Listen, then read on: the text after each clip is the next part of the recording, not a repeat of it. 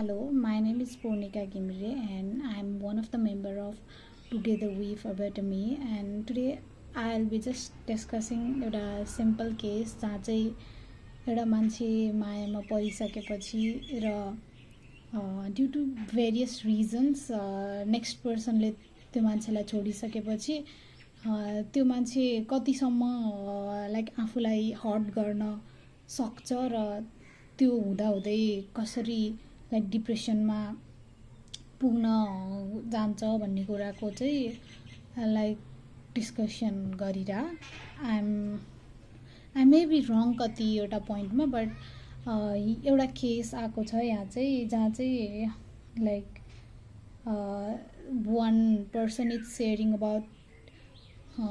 Cousin चाहिँ केटा हुन्छ अनि त्यो केटाको चाहिँ 16-17 वर्षको उमेरमा लाइक लभ परेको हुन्छ हैन, लाइक मायामा परेको हुन्छ अनि मायामा पर्दा पर्दै त्यो लाइक केटीसँग यति इमोसनली डिपेन्डेन्ट र के भन्छ त्यो लाइक बिहेभियर्स त्यो केटीको बिहेभियर्सले एफेक्ट हुने भइसकेको हुन्छ कि त्यो रिलेसनसिप एकदमै टक्सिक हुन पुगेको हुन्छ बिस्तारै बिस्तारै अनि विच लिड्स टु ब्रेकअप हैन नर्मल्ली। अनि केटीले ब्रेकअप दिएपछि चाहिँ केटा एकदम नै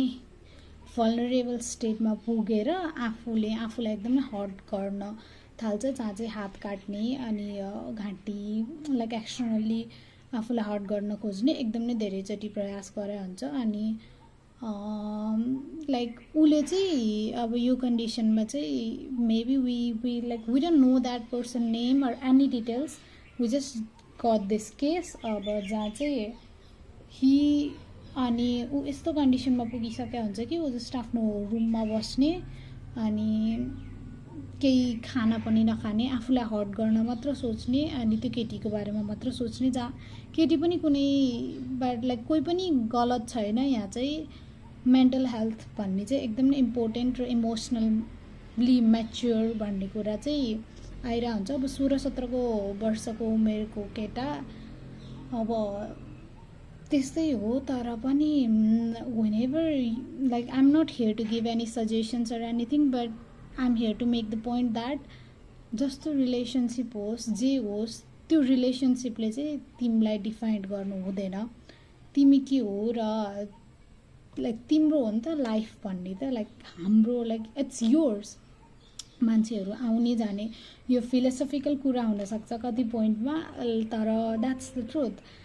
मान्छेहरू आउँछ जान्छ तर मेबी त्यो मान्छे एकदम नै तिमीले धेरै मनबाट माया गरे पनि until you are emotionally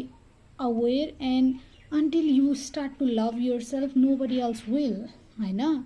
अनि तिमी आफूलाई नै त्यो लाइक त्यो द पर्सन जसको केस यहाँ कुरा भइरह त्यो मान्छेले आफूलाई नै हर्ट गर्ने हात काट्ने त्यस्तो द्याट्स एकदम नै त्यो कन्डिसनहरू आउँछ। त्यस्तो बेलामा त्यो गरिन्छ पनि, तर त्यहाँबाट सिक्नुपर्छ आफूलाई, किनकि त्यो केटीलाई माया गर्न र केटीको अटेन्सन पाउनको लागि जति उसले आफूलाई हर्ट गरे नि त्यो खास गर्नु इज नट गुड थिङ, किनकि he is trying to like get attention of her जस्तो पनि केस देखिरह। तर I guess firstly one suggestion from my side, that person must be able to love himself, किनकि उसले आफूलाई नै फोकस गरिरहेन, उसले खाना आफ्नो हेल्थ उसले केही पनि कुरामा फोकस नै गरिरहेन, जबकि आफू कसरी ग्रो हुने भन्ने कुरा चाहिँ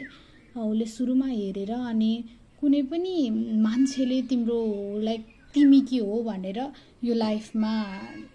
डिटरमाइन गरिदिरा हुँदैन। It's you on whom it depends how you determine your life.